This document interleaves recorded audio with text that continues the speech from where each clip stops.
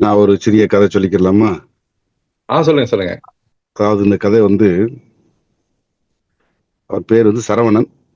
சரவணன்கிறவன் வந்து ஒரு பட்டியல் வகுப்பை சார்ந்தவன்.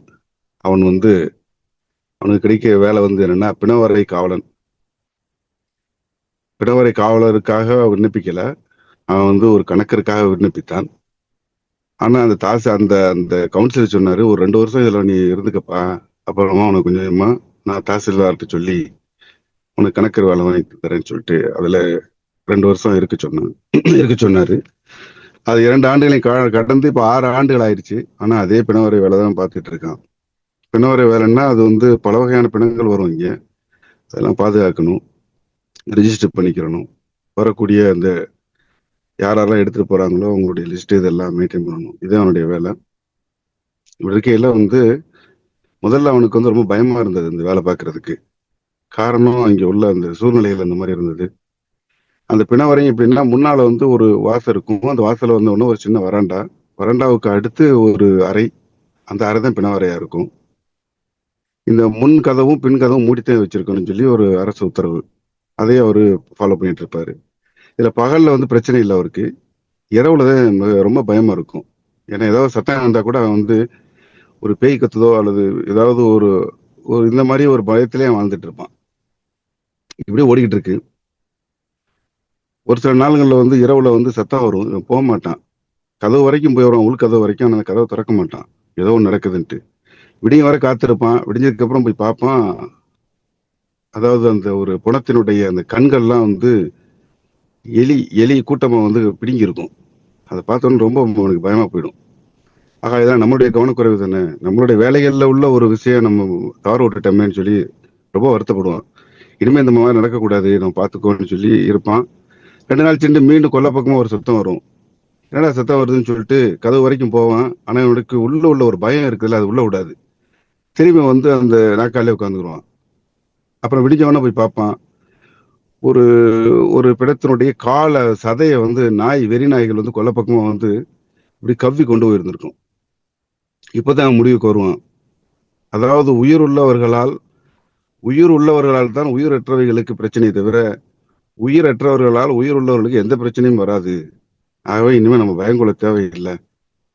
நம்ம இனிமே வந்தா தைரியமா வந்து பார்த்துதான் ஆகணும் அப்படின்னு சொல்லிட்டு அதுல இருந்து என்ன செய்வான்னா வந்து எந்த சத்தம் வந்தாலும் போய் பார்த்துருவான். இதுக்காக வந்து அந்த காத்தாடியை போடுறது இல்ல. காத்தாடியில வந்து ஒரு ரெக்கை வளைஞ்சிருக்கும். அதுல இருந்து சத்தம் வந்துகிட்டே இருக்கும், டக்கு டக்கு டக்குன்னு.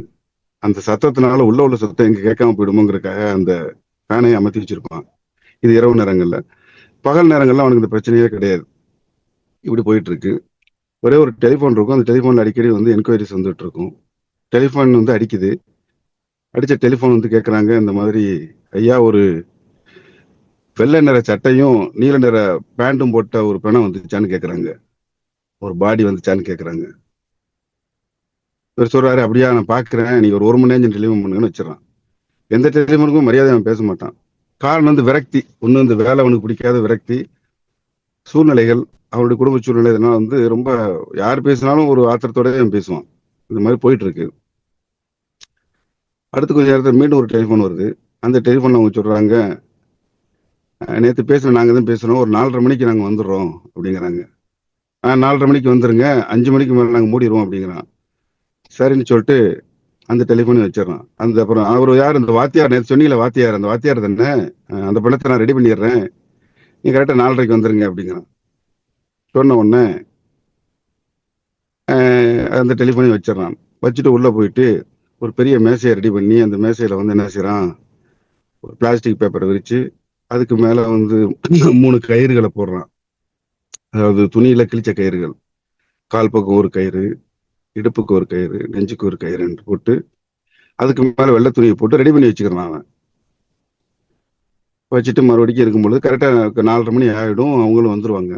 2 பேரும் அண்ணன் தம்பி வர்றாங்க. கதவை திறக்கிறான். திறந்து உள்ள வந்த உடனே, வாங்கய்யா உள்ள வாங்க, காலை பிடிங்க கையை பிடிங்கன்னு சொல்லி அந்த பிரேதத்தை எடுத்து இந்த நாக்கால வச்சிடறாங்க. மேசை மேல கிடத்திட்டு, நீங்க வந்து வெளியில நில்லுங்க அப்படிங்கிறாங்க. ஏன் எங்களை வெளில நிக்க சொல்றேன்னு அவன் கேட்பான். யோ, அதுக்கு மேல இதுக்கு செய்ய வேண்டிய வேலைகள்லாம் இருக்குல்ல, நீங்க உங்களை வச்சுட்டு அதை செய்ய முடியும், நீ வெளில போங்க அப்படின்னு சொல்லி கதவை அடைச்சிடறான். கதவை அடைச்சிட்டு 2 திரவங்களை எடுத்து வந்து அதை பஞ்சு வச்சு எல்லாம் துடைக்க ஆரம்பிப்பான். அந்த அந்த பாடியை துடைச்சு ரெடி பண்ணிட்டு இருப்பான். ரெடி பண்ணிட்டு ஒன்று ஒன்றா அப்படியே பார்த்துக்கிட்டே இருப்பான். இப்போ இந்த பிரேதத்தை பற்றிய கதை ஓடும். இந்த பிரேதம் யார் அப்படின்னா, இவர் வந்து ஒரு தமிழ் ஆசிரியர். இந்த தஞ்சை மாவட்டம் ஏதோ நன்னிலம் அப்படிங்கிற ஒரு கிராமத்தை சேர்ந்தவர். இவங்க இளமையில வந்து ரொம்ப வறுமையானவர். அவங்களுக்கு படிக்கிறது கூட காசு இருக்காது. அப்ப அந்த கிராமத்துல இருந்த ஒரு இஸ்லாமியர், அவர் பேர் வந்து அகமது ராவுத்தர். அவருடைய பையன் வந்து ரஹீம்ங்கிற பையன். அந்த ரஹீமும் இந்த இந்த புகழேந்தி, இந்த அந்த இறந்து போன ஆசிரியர் பேர் புகழேந்தி. இவரும் வந்து நண்பர்கள், சிறு வயசுல. இவர் நல்லா படிப்பார். அந்த ரஹீம்ங்கிறவன் அவ்வளவு நல்லா படிக்க மாட்டான். அதனால அவர் என்ன செய்வாரு, இவரை தன் மகனை மாதிரி வச்சு பாதுகாப்பாரு. இவருக்கு வேண்டிய எல்லாருமே தன்னுடைய மகனுக்கு என்னென்ன செய்யறாங்களோ அவ்வளவு இவருக்கு செஞ்சு கொடுப்பார். இப்படி இருக்கும் பொழுது இவர் வந்து ஒரு இஸ்லாமிய வீட்டிலே வளர்ந்துகிட்டே இருப்பாரு. அதனால இந்த இஸ்லாமியர்களுடைய பண்பாடு, அந்த பழக்க வழக்கங்கள்லாம் இவருக்கு நிறையவே இருக்கும் இந்த ஆசிரியருக்கு. இப்படி வளருது. இந்த ஆசிரியர் வந்து என்ன செய்றாரு, காலப்போக்கில் படிச்சு அப்புறம் மேல் படிப்புக்கு போகும் பொழுது இவருடைய குடும்பத்துல வேணான்றுவாங்க. ஏன்னா எங்களுக்கு சம்பாதிக்கிறதுக்கு ஆள் இல்லை, இதுக்கு மேல இவன் படிச்சுக்கிட்டே இருந்தானாக்கும் வருமானத்துக்கு வழி இல்லாம போயிடும், அதனால வேண்டாம் அப்படின்னு தடுத்துருவாங்க.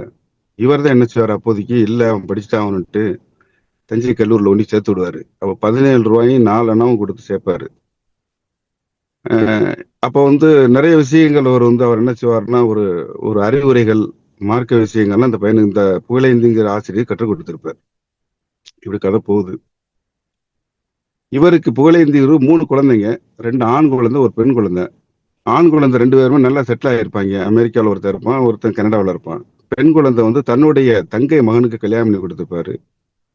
அவங்க வந்து சிங்கப்பூர் செட்டில் ஆயிருப்பாங்க. அவங்க நல்லா வசதியா இருந்தாங்க. திடீர்னு வியாபாரத்துல ஏதோ பிரச்சனை நொடிச்சிருச்சு. அதனால அவங்களுக்கு பிரச்சனைய சரி பண்றதுக்காக மகள் வந்து அப்பா அம்மாட்ட கேட்பா, எங்களுக்கு ஏதாவது உதவி பண்ணுங்கன்ட்டு. இருந்த இடங்களையும் நகைகளையும் வித்து அவளுக்கு கொடுத்துருவாங்க. அப்படி கொடுத்ததுனால 2 மகன்களும் ஒவ்வொரு தாய் தகப்பன் மேல பகையாயிருவாங்க.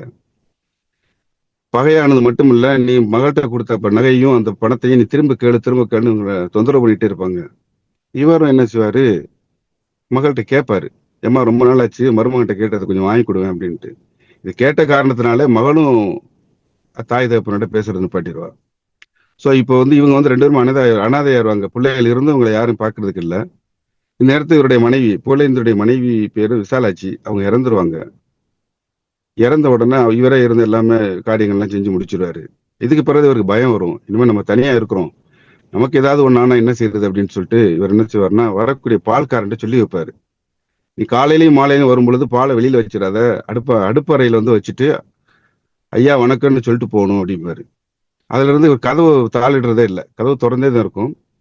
இவர் கதவு பூட்டியிருக்கு அப்படின்னா இவர் வந்து ஊர்ல இல்லைன்னு அர்த்தம். அப்படி விளங்கிக்கிற வேண்டியதுதான். இப்படி போகுது. தொடர்ந்து இவருக்கு வந்து ஒரு 2 மாசம் இருமலாவே இருக்கு. இவ்வளவு இருமலா இருக்கேன்னு சொல்லி அரசு மருத்துவமனையில போய் பார்க்கிறாரு. அவங்க பல டெஸ்ட் எடுத்து கடைசியில ஒரு சென்னையில உள்ள புற்றுநோய் மருத்துவமனைக்கு ஒரு லெட்டர் கொடுக்குறாங்க. இதை கொண்டு போய் கொடுத்துட்டு, அங்கே போய் ஒரு பயாப்சி ஒன்று பண்ணிட்டு வாங்க, அப்பதான் இதுக்கு தெரியும் என்னன்ட்டு. உங்களுக்கு லங்ஸ்ல ஏதோ ப்ராப்ளம் இருக்கிற மாதிரி தெரியுதுன்னு சொல்லி அந்த மருத்துவர்கள் பரிந்துரை செய்யறாங்க. அந்த அந்த கடிதத்தை வாங்கிக்கிட்டு தான் அவர் என்ன செய்யறாரு, அவருடைய அடையாள அட்டைகள் மற்றவைகள்லாம் ஒரு பையில எடுத்துக்கிட்டு கொஞ்சம் பணமும் எடுத்துக்கிட்டு அவர் சென்னைக்கு வர்றாரு. சென்னையில இருந்து ஒரு ஆட்டோ பிடிச்சு ஆட்டோவில் போய்கிட்டு அந்த அந்த அந்த மருத்துவமனை அருகில வந்த உடனே ஆட்டோ வந்து இறங்கினவர் பையன் மறந்துடுவாரு. பையன் மறந்து இறங்கிட்டு கொஞ்ச நேரத்துக்கு இறங்கினதுக்கு அப்புறம் ஆட்டோவுக்காக திரும்புவாரு. ரோட்ல ஒரு ஒரு வாகன விபத்துல அடிபட்டு, மண்டையில் அடிபட்டு இறந்துடுறாரு. இப்ப இங்க சரவணன் மறுபடியும் என்ன செய்யறான், இன்னும் 2 பாட்டில் இருந்து தண்ணி எடுத்துட்டு வர்றான். தண்ணி மாதிரி ஒரு திரவங்கள் எடுத்துட்டு வர்றான். வேற ஒரு பஞ்சு வச்சு எல்லா இடத்தையும் துடைக்கணும். வர்றான், துடைச்சிக்கிட்டே வந்துட்டே இருக்கான். துடைச்சு வந்துட்டே இருக்கும் பொழுது மறுபடியும் அந்த டெலிஃபோன் வருது. போய் அந்த டெலிஃபோன் எடுக்கிறான். என்னன்னு கேட்கறான், ஐயா அந்த நீல நிற பேண்ட்டும் வெள்ளை நிற சட்டையும் போட்ட பாடி வந்துருச்சா? இல்ல அந்த மாதிரி எதுவும் வரல. இப்ப மணி வந்து 4 மணி 4 மணிக்கு மேல ஆயிடுச்சு. இனிமே எந்த பாடி இங்க வராது. நீங்க பெட்டர் நாளைக்கு கால் பண்ணுங்க. நாளைக்கு நீ கால் பண்ணு, இனிமேலாம் கால் பண்ணி தொந்தரவு பண்ணாத அப்படின்னு சொல்லி வச்சிடறாரு. வச்சுட்டு மறுபடியும் வந்து இதே வேலையை தொடங்குறாரு.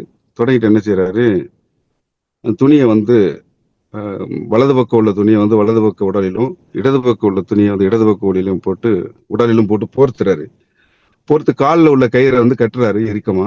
அதுக்கு அடுத்து வயிற்று பகுதி, அதாவது விழா பகுதியில் உள்ள கயிறை கட்டுறாரு.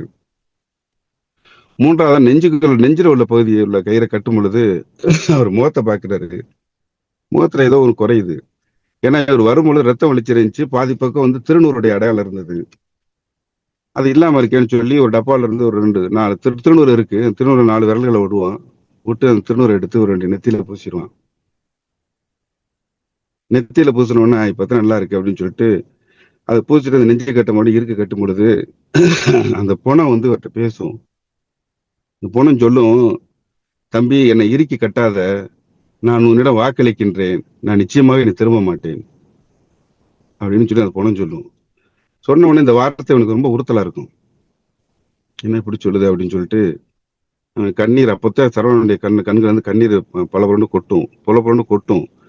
அந்த கண்ணீர் வந்து அந்த முடிச்சு, அந்த இறுக்கமான முடிச்ச கூட அவுத்துரும். அது இலகுவாக்கிறோம். எப்படியே இருந்துகிட்டு இருக்கும்பொழுது மீண்டும் கதவை தட்டுவாங்க. என்னப்பா எவ்வளவு நேரம் ஆச்சு, இன்னும் இவ்வளவு நேரம் என்ன செய்யற அப்படிங்கிறாங்க. ஒரு கதவு கிட்டக்க போயிட்டு சரவண கதவு கிட்ட போய் கதவை திறந்துட்டு, வாங்க ஐயா, அவர் ரெடி ஆயிட்டாரு, வந்து எடுத்துட்டு போங்க அப்படிம்பாரு சொல்லுவான். இது வரைக்கும் பிணம் பிரயோதம் சொல்லிட்டு இருந்தவன் இப்ப அவருன்னு சொல்ல ஆரம்பிப்பான். ரெண்டாவது நிலை குலைஞ்சு போயிடுவான். அந்த இதுக்கு பிறகு அவனுக்கு என்ன செய்யறதுன்னு தெரியாது. அவன் வந்து ஒரு பலகீனமாகவே அவன் உடலை உணர்வான். அவங்க வருவாங்க, வந்து தூக்குவாங்க. தூக்கிட்டு வண்டியினுடைய ஒரு அம்பாசிடர் கார் அது, அதுல வந்து டிக்கிக்குள்ள உள்ள திணிப்பாங்க. திணிக்கிறது எப்படின்னா ஒரு பழைய துணிகளை திணிக்கிற மாதிரி திணிப்பாங்க. அதுல ஒருத்தன் சொல்லுவான், ஐயோ அது உள்ள போக மாட்டேங்குதுன்னா காலை கையை மடக்கி ஒடிச்சு உள்ள தள்ளியா அப்படிமா. அவங்க ஏதோ செய்யறாங்க, ஆனா டப் டப்னு 2 சத்தம் மட்டும் கேட்டது. அது அவர்கள் காலை உடித்தார்களா இல்ல கழுத்தை உடித்தார்களா என்று தெரியவில்லை. எப்படியோ உள்ள வைத்து விட்டார்கள். டிக்கியின் கதவு மூடப்பட்டது. வண்டியும் அங்கிருந்து கிளம்பி விட்டது. ஆனால் சரவணன் அதை வெறித்து பார்த்து கொண்டே இருக்கின்றான். அவன் கண்கள் வந்து நிலைக்குத்தி நிற்கிறது. நிக்குது. அது மட்டும் இல்ல,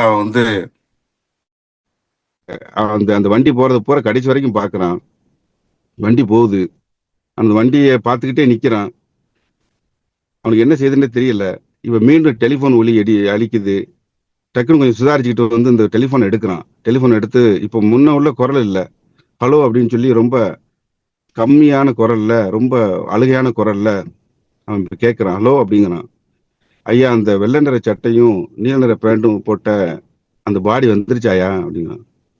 இப்பதான் வாழ்க்கையில முதல் முறையா நீங்க யாருன்னு கேட்பான். இது வரைக்கும் பிணங்களுடைய அடையாளத்தை அவன் கேட்டுட்டு இருந்தவன் இப்ப நீங்க யாருன்னு கேட்பான்.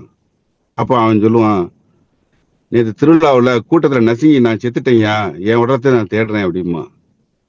இவனை அறியாமலே அந்த ரிசீவர் கீழே விழுவும், இவனும் நாற்காலில் உட்காருவான். இப்படி கதை முடியுது.